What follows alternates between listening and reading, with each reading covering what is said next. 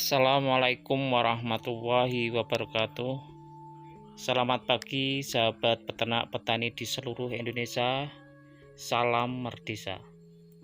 Bertemu kembali dengan saya Kang Fuad TV.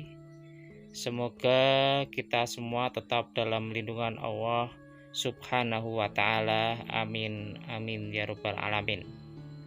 Saya ucapkan terima kasih kepada para sahabat peternak petani di seluruh Indonesia yang sudah subscribe ke channel Kang Fuad TV.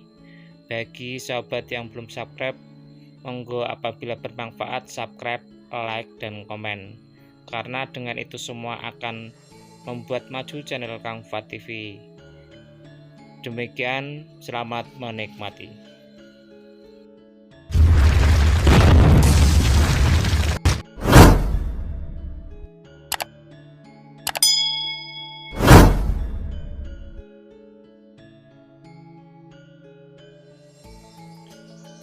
Diambil dari kupangkompas.com,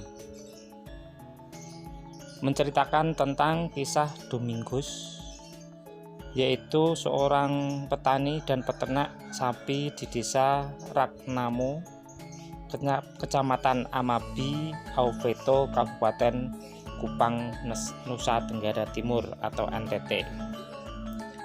Domingus adalah ketua kelompok tani Fajar Pagi Desa Ragnamo yang konsentrasi beternak sapi. Ia bercerita tentang penggemukan sapi dalam kegiatan workshop tentang pembangunan pertanian di NTT yang digelar oleh Politeknik Pertanian Negeri Kupang di gedung Student Center. Kegiatan workshop itu dihadiri oleh perwakilan dari Universitas Adelaide Australia, Politani Kupang, Universitas Nusa Cendana Kupang, Bapeda, Dinas Pertanian, dan LSM serta kelompok tani pengelola usaha dan crowdfund dari Australia. Dari hasil usaha penggemukan sapi yang dirintis sejak awal tahun 2018 lalu, Domingus dan anggota kelompoknya mengaku telah meraup keuntungan hingga puluhan juta rupiah untuk sekali penjualan. Sekarang warga desa kami tidak ada lagi yang mau kerja di Malaysia. Daripada jadi TKI di Malaysia, lebih baik jadi peternak sapi dengan gaji lebih besar dari aparatur sipil negara. Domingus bercerita, awalnya dia bersama 14 orang warga lainnya membentuk kelompok tani yang fokus di bidang pertanian dengan menanam jagung, padi, sayuran, dan tanaman hortikultura lainnya. Seiring berjalannya waktu, Domingus juga pernah merantau ke Makassar, ke Sulawesi Selatan, dan Jakarta. Bersepakat bersama anggotanya mengembangkan usaha ternak khusus penggemukan sapi melalui bantuan kredit usaha rakyat atau KUR.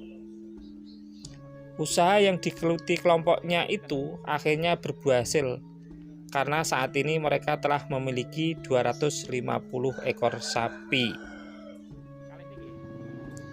Domingus mengatakan program penggemukan sapi ini dilakukan dalam tempo 3 bulan. Selama 3 bulan, berat sapi naik menjadi 300 kg. Warga lainnya yang melihat keberhasilan kelompok mereka akhirnya berbondong-bondong ingin bergabung. Sekarang jumlah anggota kelompok mereka telah mencapai 200 orang.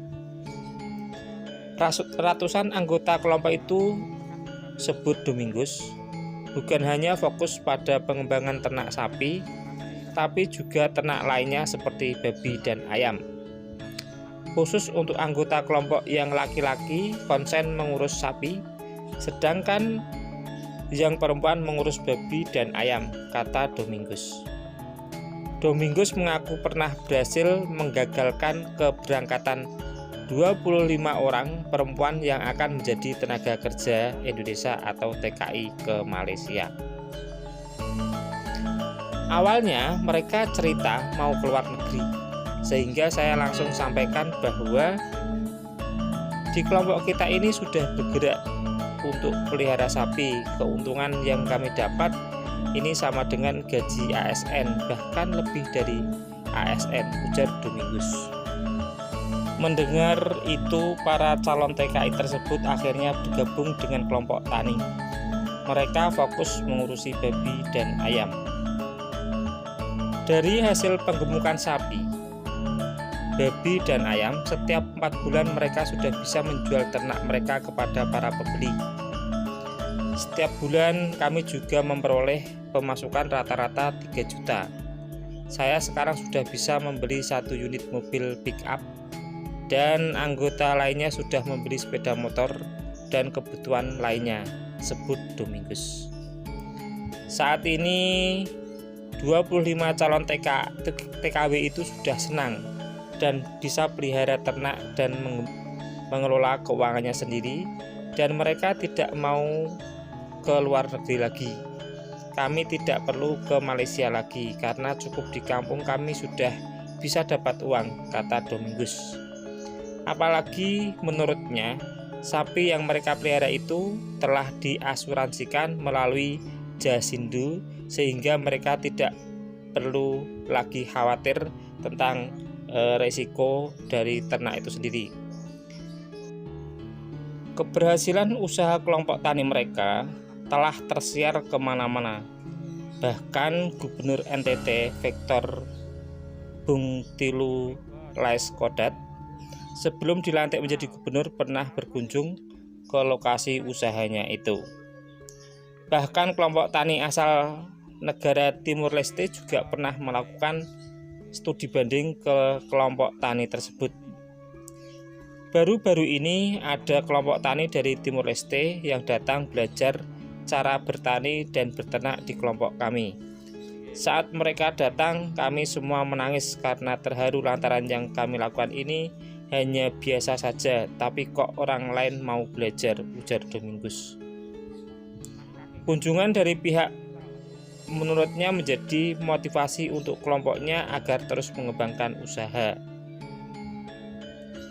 Kedepan, pihaknya akan membuka diri untuk semua pihak yang mau belajar, dan mereka juga berencana belajar ke dinas terkait atau kelompok yang lain di NTT. Kami berharap dukungan dari semua pihak, dan karena sekarang sapi yang kami pelihara ini adalah sapi Bali, kedepannya kami juga ingin mengembangkan sapi ras Australia. Sehingga dalam kegiatan workshop ini, kebetulan dari pihak Australia ada di sini, kami langsung menyampaikan keinginan kami tersebut, kata Domingus. Sementara itu, Direktur Politeknik Pertanian Negeri Kupang, Thomas Lapenangga, mengatakan workshop ini digelar dengan tujuan untuk menyamakan visi dan misi pemberdayaan potensi yang ada. Menurutnya, banyak program pengembangan desa, pemberdayaan masyarakat, atau pembangunan pertanian secara umum yang belum berjalan optimal karena kurang adanya sinergitas antara komponen-komponen terkait. Karena itu, kerjasama antar instansi menjadi hal yang sangat penting dalam penanganan suatu masalah, apalagi masalah yang bersifat umum. Thomas menjelaskan, setiap 3 minggu sekali peternak NTT mengirimkan sapi sebanyak 500 ekor ke Jakarta untuk memenuhi kebutuhan daging di ibu kota. Kita bersama merespon ini baik dari pendidikan tinggi, LSM tokoh masyarakat, dan masyarakat yang berusaha di bidang pertanian dan peternakan, serta pemerintah. Bersatu padu untuk memberdayakan potensi yang ada di daerah kita, ujar Thomas.